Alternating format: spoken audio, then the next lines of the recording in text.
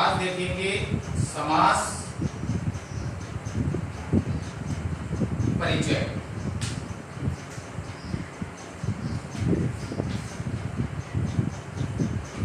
सबसे पहले समास होता क्या है, तो उसकी सबसे पहले डेफिनेशन, दो या दो से अधिक, दो या दो से अधिक शब्दों की विभक्ति हटाकर, शब्दों की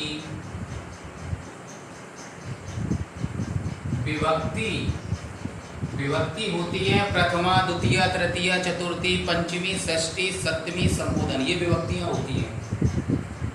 विभक्ति हटाकर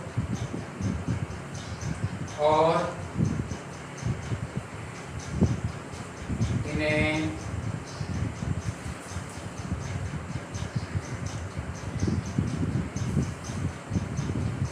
एक साथ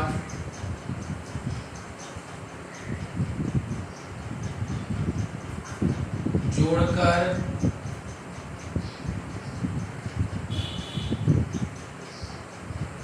एक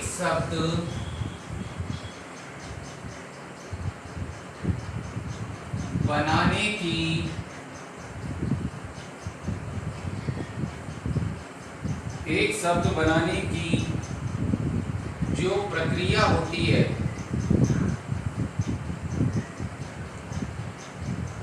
प्रक्रिया को समास कहते हैं।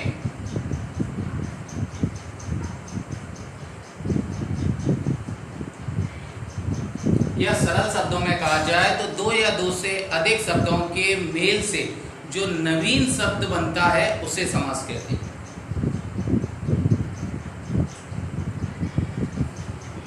इस प्रकार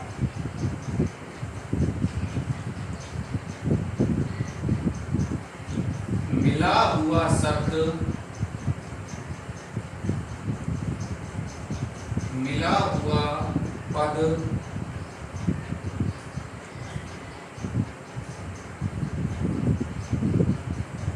समस्त पद अथवा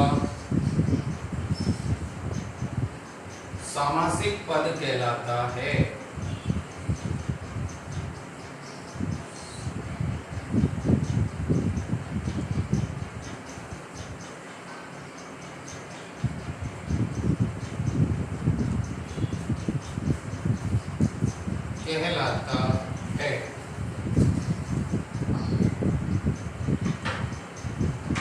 समास के भेद,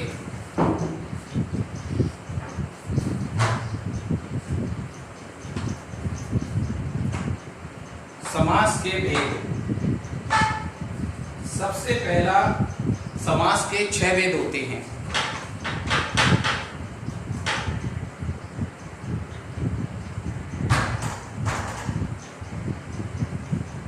समास के 6 भेद होते हैं।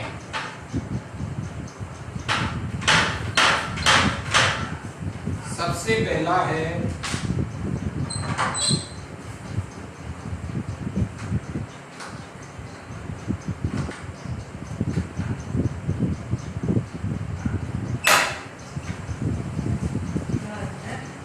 अन्निदत्तः।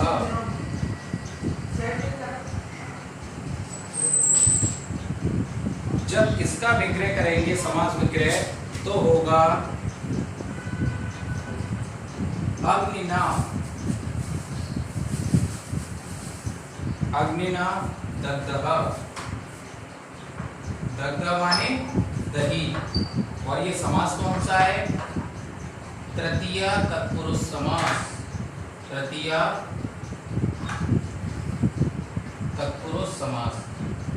इस समास में आपकी तत्पुरुष समास में केवल विभक्ति चलेगी आपकी, प्रथमा से लेके द्वितीय से लेके सप्तमी विभक्ति तक। इसका एक और एग्जांपल देखेंगे अपन, प्राण रक्षणम। प्राण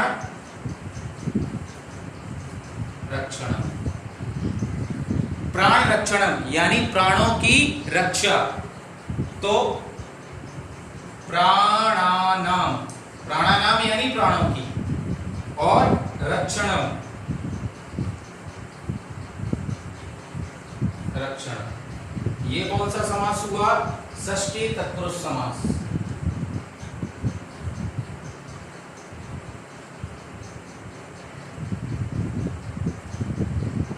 तत्पुरुष समास।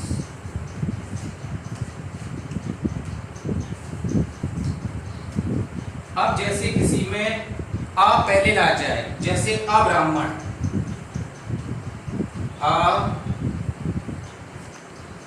ब्राह्मण, अगर आ से किसी की शुरुआत हो रही है समास में, तत्पुरुष समास में, तो उसका हो जाएगा आ की जगह न ब्राह्मण।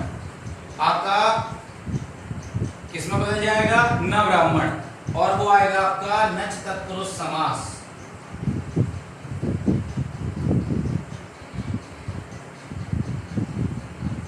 तत्पुरुष समास।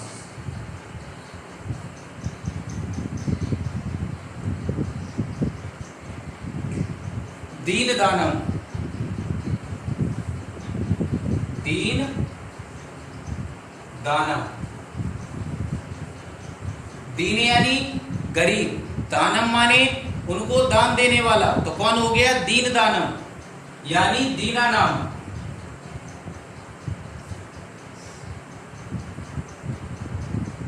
दीनाय, दीनाय यानी गरीबों के लिए क्या? दान। दीनाय दानम, ये हुआ आपका चतुर्थी तत्पुरुष समास।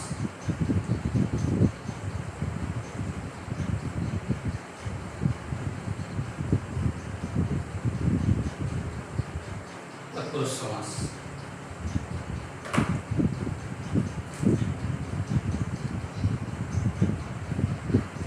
इसको नोट कर लीजिए आप लोग।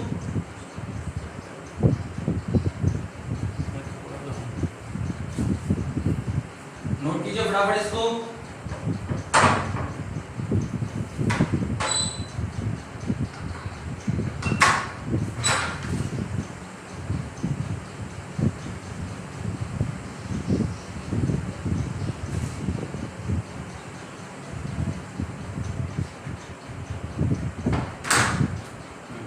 हो गया?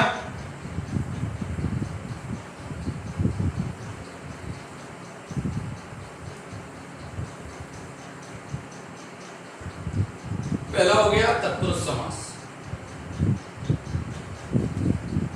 दूसरा है आपका द्विगु समास।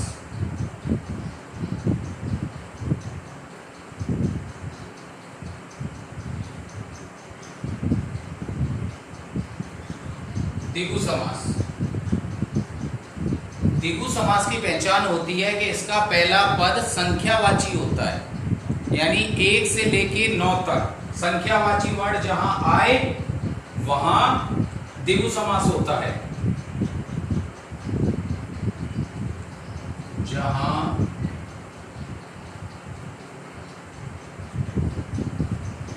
प्रथम पद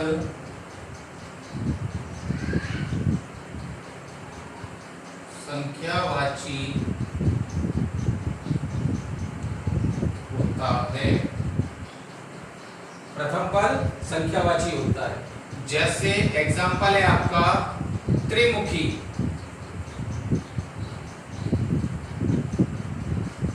त्रिमुखी में संख्यावाची वर्ड क्या आ रहा है? 3। त्रि माने 3, तो इसका क्या होगा?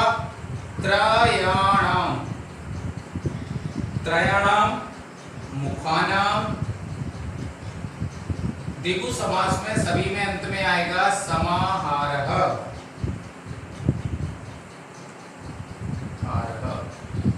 ये समास हो गया आपका कौन सा?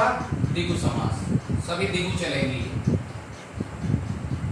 यानी जहां पहला पद संख्यावाची आ जाए तो वो कौन सा होगा? द्विगु समास। दूसरा है इसका एग्जाम्पल त्रिभुवनम। त्रि का क्या हो जाएगा? त्रयाणाम। भू का क्या हो जाएगा? भुवनानाम।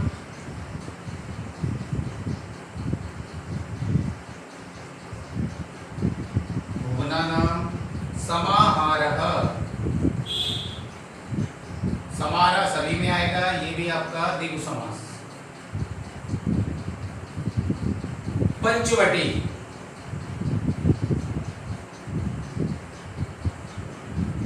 पंचवटी का पंच का क्या होगा? पंचानाम, वटानाम, समाहारः। ये भी कौन सा आपका? द्विगु समास। फोर्थ में आया नवग्रह। इसमें तीन तीन आ रहा है पहला पद, इसमें कौन सा आ रहा है? पांच। पंच यानी पांच और नव माने नौ, तो नवग्रह का क्या हो जाएगा? नवानाम, ग्रहणाम, अंत में समाहारः। ये भी कौन सा है आपका? द्विगु समास। तीसरा समास आएगा आपका, साथ ही साथ नोट करते जाइएगा इसको,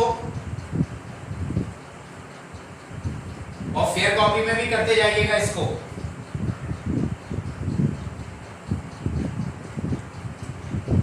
तीसरा समास आएगा आपका कर्मधारय समास।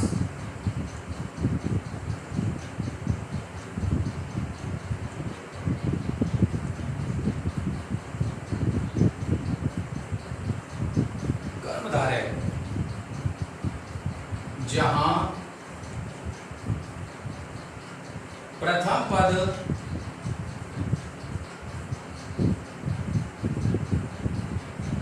विशेषण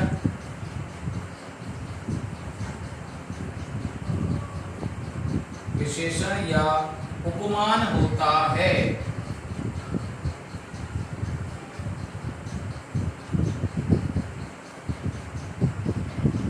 विशेषण या उपमान होता है, जैसे जब जहां हम किसी व्यक्ति की तुलना किसी दूसरे चीज से करें, वहां कर्मधारय समास आता है।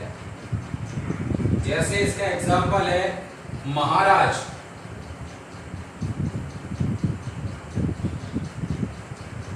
महाराज का क्या होगा? महान चासौ राजा, यानी जो पुरुषों में महान है वो कौन हो गया? महाराज, यानी उसकी तुलना की गई।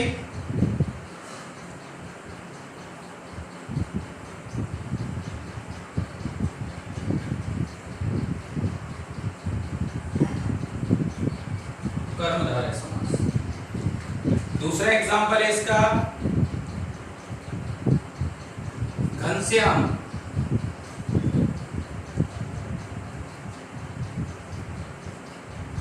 यानी बादल की तरह। घन यानी बादल, एव माने उससे जैसा, यानी घन एव श्याम, बादल की तरह घनश्याम। ये भी कौन सा है आपका? कर्मधारय समास। तीसरा एग्जांपल है इसका यस शरीरम। यश शरीर का मतलब होता है जो व्यक्ति मरकर भी आज जीवित है, जैसे महात्मा गांधी। महात्मा गांधी काफी समय पहले हमारे साथ नहीं है, लेकिन ना होकर भी वो हमारे साथ हैं। गांधी जयंती हर बच्चे से पूछोगे कब गांधी जयंती मनाई जाती है? 2 अक्टूबर को मनाई जाती है। मृत्यु कब हुई? 30 जनवरी 1948 को हुई। लेकिन आज 2020 में भी हम महात्मा गांधी के विषय में पूरा जानते हैं, यानी यश शरीर, जो अच्छे कर्म करके हमेशा अमर रहते हैं। यश शरीरम यानी यश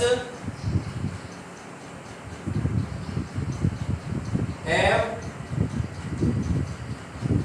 शरीरम, जिनको सभी लोग याद करते हैं। कर्मधारय समास। इसका एक एग्जांपल और है नीलोत्पलम।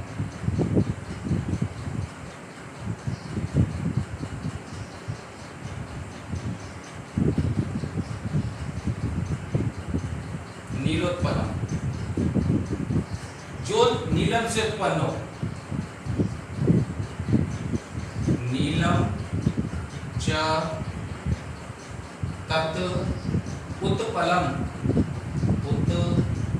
उत्पलम। इसी के साथ ये अपना तीसरा समास कर्मधारय समास, साथ ही साथ इसको पढ़ते भी जाओ। फोर्थ नंबर पे आता है अपना द्वंद्व समास।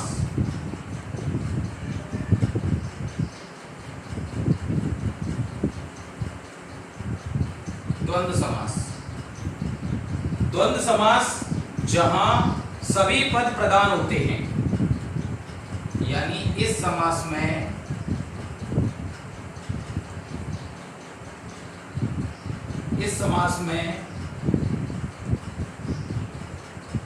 सभी पद प्रधान होते हैं।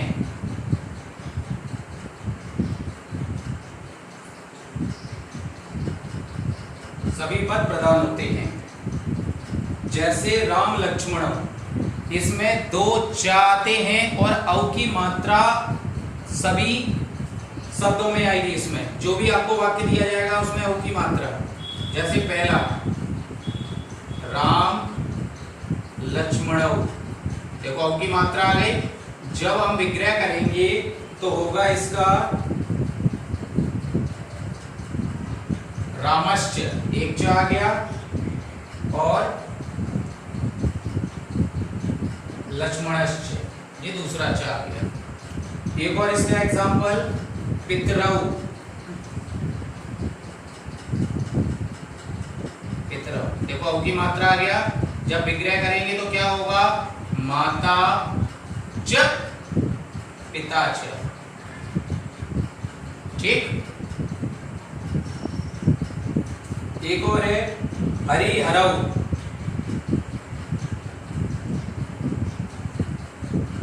हरिहरौ, यानी औ की मात्रा आ गया।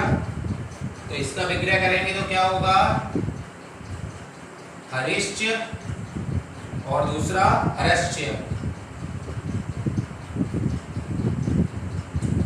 औ की मात्रा, और जब विग्रह करेंगे तो दो च।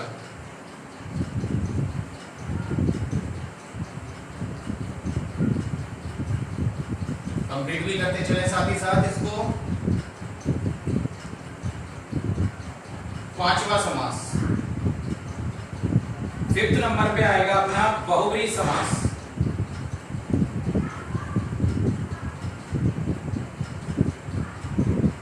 बहुव्रीहि समास, बहुव्रीहि समास की पहचान होती है जहां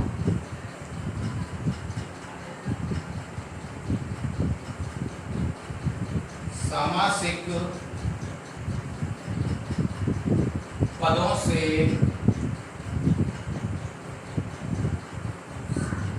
किसी अन्य का बोध होता है, किसी अन्य का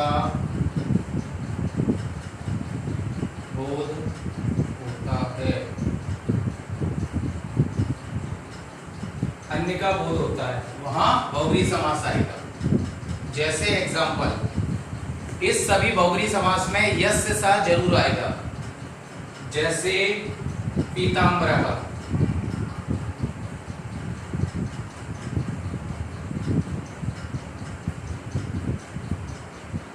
पीताम्बर यानी पीले हैं जिनके वस्त्र, अर्थात विष्णु।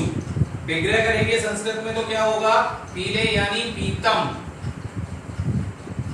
अंबरम यानी वस्त्र, पीतम अंबरम यस्य सह, यस्य सह, अर्थात ब्रैकेट में विष्णु है। और समास बहुव्रीहि।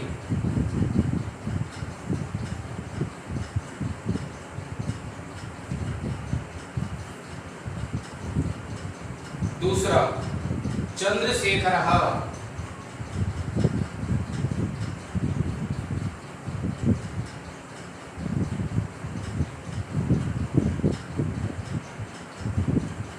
चंद्रशेखर यानी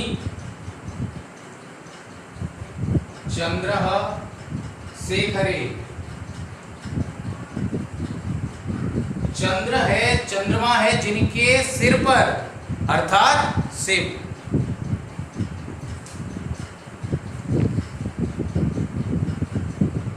यस्य सः ब्रैकेट में शिव। तो समास बहुव्रीहि समास। तीसरा दशानन।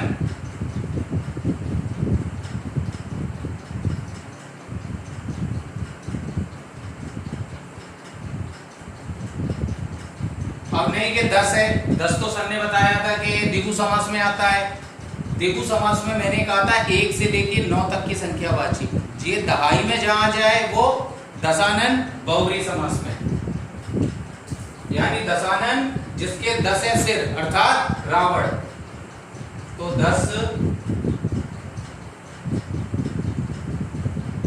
आननानि यस्य सः, यस्य सः ब्रैकेट में रावण। और समास द्विगु समास। एक और एग्जांपल है लंबोदर। लंबोदर यानी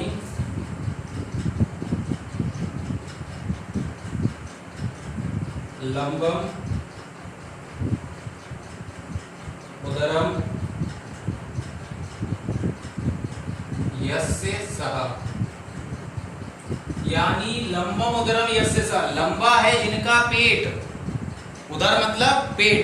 किसका है लंबा पेट? गणेश जी का। तो ब्रैकेट में गणेशः। और समास बहुव्रीहि समास।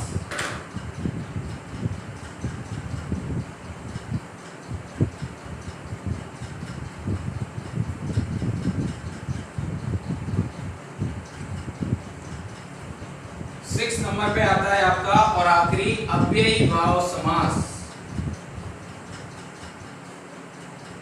अव्ययी भाव समास।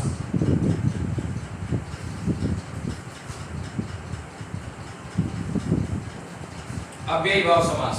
अव्ययी भाव समास की पहचान होती है जहां प्रथम पद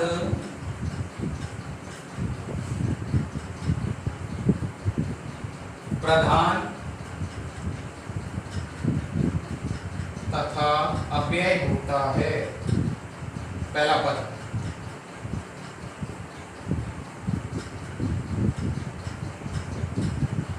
अव्यय होता है, वहां कौन सा आता है? अव्ययी भाव समास। अव्यय कौन कौन से होते हैं? यत्र, चत्र, अपि, च, कदा, जो दो वाक्यों में को जोड़ने में हमारी मदद करता है। जैसे पहला प्रतिवर्षम। प्रतिवर्षम, प्रतिवर्षम में मीन्स हर साल। प्रतिवर्ष हर साल, यानी वर्षम, वर्षम प्रति।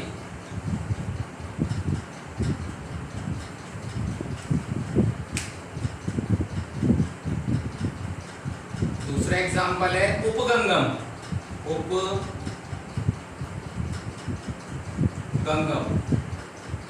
अगर ग नहीं पढ़ना है, इसके नीचे जो शब्द ग है तो ग, उपगंगम का है तो क का उच्चारण, ड का उच्चारण नहीं करना है। उपगंगम यानी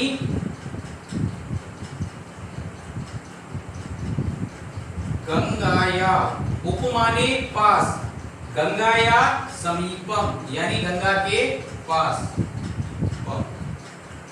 पहला पद प्रधान होता है, इसलिए देखो उपगंगम बाद में था तो गंगाया पहले आया।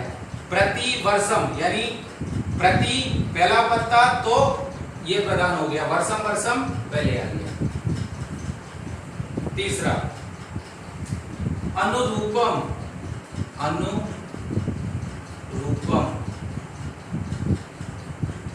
अनुरूपम मीन्स रूप के अनुसार। तो क्या हो जाएगा? रूपस्य योग्यम, रूपस्य योग्यम रूप के अनुसार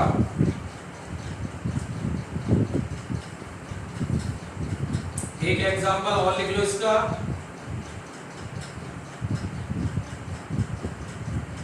यथाशक्ति,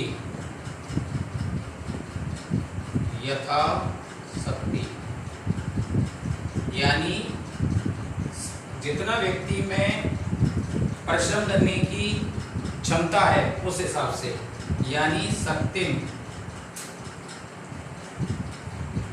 अनित्यक्रम्य,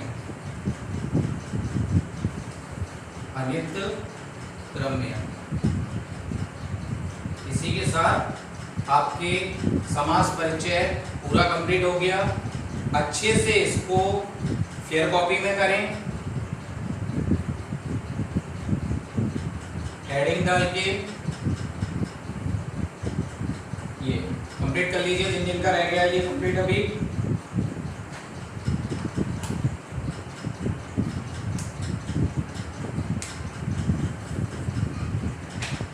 सभी हो गए आपके। छह समास थे आपके। पहला था तत्पुरुष समास, दूसरा था आपका द्विगु समास जहाँ संख्यावाची शब्दों के 1 से 9 तक की।